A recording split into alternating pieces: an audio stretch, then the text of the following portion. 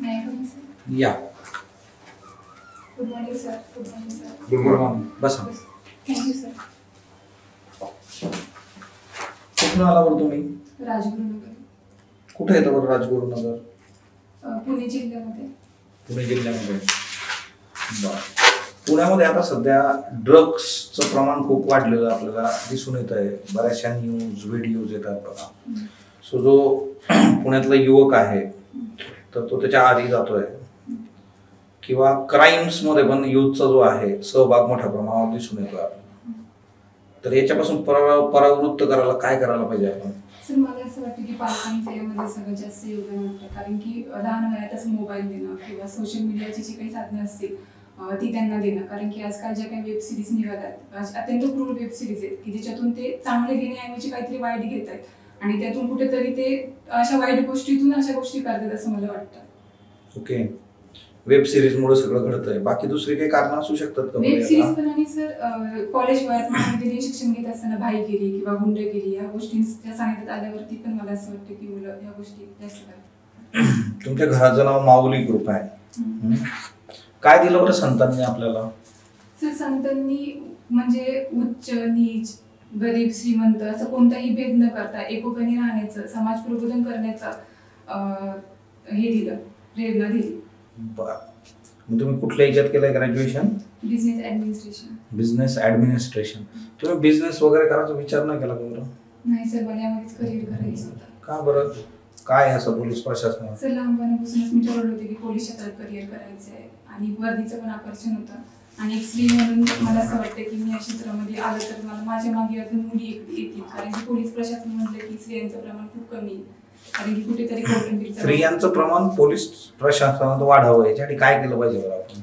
Sir मला असं वाटतं की पहिली गोष्ट म्हणजे स्त्रियांना याबाबत कल्पना दिली पाहिजे की तुम्ही करू शकता, कारण की भीतीदायक वातावरणामुळे कुठेतरी महिला कमी पडतात इकडे येण्यासाठी. ओके. कसली भीती आहे बरं? सर कुठेतरी कौटुंबिक जबाबदारी म्हणजे कामाचे तास अधिक असतात, समाजाचा पाहण्याचा दृष्टिकोन वेगळा असतो महिलांच्या बाबतीत, वरिष्ठांकडून कधी कधी दबाव टाकला जातो. या गोष्टींमुळे मला वाटतं महिला इकडे येत नाहीत जास्त. तुम्ही कसं मॅनेज कराल? सर मला वाटतं की मी करू शकते मॅनेज, कारण की मी माझं लग्नानंतर मी माझी कौटुंबिक जबाबदारी आणि माझं करिअर या उत्तम मॅनेज केले. मला असं वाटतं की मी तिकडे पण माझं व्यवस्थित देऊ 100% देऊन मॅनेज करू शकते. बरं सर. दामिनी पथक काय असतं बरं? जी काही बस स्टेशन असतील किंवा रेल्वे स्थानक किंवा अशी काही सार्वजनिक ठिकाणे असतील तिथे हे पथक काम करतं. जेव्हा काही रोड रोमिंग असतील किंवा असे काही गुंडगिरीसारखे जे प्रवृत्तीचे काही लोक असतील जे महिलांना त्रास देत असतील त्याबाबत त्यांच्यावरती कारवाई करायची. बरं. निर्भया पथक काय बरं? सर 2013 मध्ये निर्भया पथक हे पण सेम तसंच आहे, पण पूर्ण देशामध्ये काम करतं निर्भया पथक. पुण्यात जी कार ऍक्सिडेंटची घटना घडली बघा, राष्ट्रीय पातळीवरती पण त्याची दखल घेतली गेली. त्या कार ऍक्सिडेंट नंतर जनतेमध्ये जो पोलिसांबद्दलचा विश्वास होता किंवा विश्वासार्हता होती ती कमी झाली असं वाटतं का तुम्हाला? नाही सर, नाही झाली कमी. नाही झाली. बरं. ती जी ओव्हरऑल घटना होती बघा, त्यात वेगवेगळे फॅक्टर्स इन्व्हॉल्व, प्रशासन आहे, पोलीस आहे, मुलगा, आई वडील, त्या सगळ्यात तुम्हाला जबाबदार कोण वाटतं किंवा दोष कोणाचा आहे नेमका? सर मला असं वाटतं आई वडिलांचा जास्त दोष आहे, कारण की लहान वयातच त्याला सगळं साधणं किंवा म्हणजे 18 वर्ष पूर्ण नसताना पण वाहन चालवायला देणं, मला असं वाटतं की आई वडिलांची यामध्ये सगळ्यात जास्त आहे. बरं. बाकीचे फॅक्टर रिस्पॉन्सिबल आहेत का बरं? बाकीची नाही माहिती, मला सर आई वडिलांचं जास्त वाटतं यामध्ये असं. बरं ठीक आहे. तुम्ही नंतर पीजी केलं का बरं? नाही केलं सर. बरं. सध्या UGC नेट जी आहे ती रद्द झाली किंवा रिनीट पण सध्या मुद्दा चर्चेत आहे. त्या संदर्भात केंद्र सरकारने एक कायदा आणला बघा, त्या कायद्याची वैशिष्ट्य काय काय बरं? सर त्यामध्ये जे काही म्हणजे डमी वगैरे विद्यार्थी बसतात त्यांना शिक्षेची तरतूद केलेली आणि जे काही फ्रॉड वगैरे करतात त्यांना पण शिक्षेची तरतूद केलेली आहे. किती शिक्षेची तरतूद आहे बरं? सर ज्यांनी फ्रॉड केलेलं आहे किंवा पेपर बाहेर फोडलेला आहे त्यांना साधारणतः 10 वर्ष जेल आणि 1 कोटी दंड आहे. बरं. आणि कमीत कमी किती शिक्षा? 3 ते 5 वर्ष आणि दंड काहीतरी 10. कुठं राहता तुम्ही आता सध्या प्रॉपरली? तुमचं माहेर कुठलं आहे? सर मी भीमाशंकरच्या तिकडचे पश्चिम भाग खेड तालुक्याचा जो आदिवासी भाग म्हणून. ओके.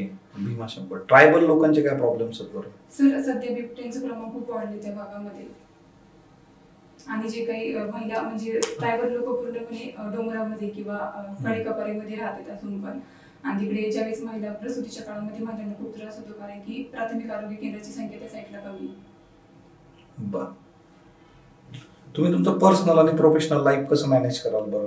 तुमचे हस्बंड काय कुठं जॉब करतात किंवा काय सर, business आहे त्यांचा. बिझनेस आहे त्यांचा, राजगुरुनगर. हो. बरं, मग आता तुमची पोस्टिंग जर उद्या दुसरीकडे कुठं झाली तर मग तुम्ही कसं मॅनेज सर, करणार? मला असं वाटतं की जेवढं मी मॅनेज करायला पाहिजे तेवढं त्यांनी पण मॅनेज करायला पाहिजे, कारण की माझे पण काहीतरी स्वप्न आहेत आणि माझ्या स्वप्नांसाठी मला असं वाटतं की घरच्यांनी पण त्याबाबत मॅनेज करायला पाहिजे, कारण की मी पण याबाबत घरच्यांसोबत मॅनेज केलेलं आहे. बरं, पण त्यांनी जर उद्या म्हटलं की नाही मॅनेज होते मग?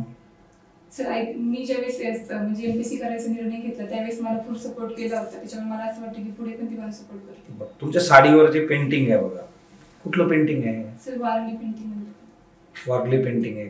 काय वैशिष्ट्य असतं बरं वारली पेंटिंगचं? सर, ही आदिवासींची एक चित्रशैली आहे, म्हणजे साधारणतः कोकणामध्ये जास्त पाहायला मिळते. ज्यावेळेस लग्न कार्य असतील किंवा मग महाराष्ट्राला आजवर महिला मुख्यमंत्री लाभलेला नाही आहे ना. लोकसभेला मतदान केलेलं दिसतंय, तुम्ही केलं होतं का? हो, केलं. मग आता महाराष्ट्राला महिला मुख्यमंत्री म्हणून जर तुम्हाला सर्वस्वी अधिकार दिले तर कोणाची नियुक्ती कराल तुम्ही? सर, सुप्रिया सुळे. बरं, चालेल, येऊ शकता तुम्ही. Best of luck. Thank you sir. Thank you sir.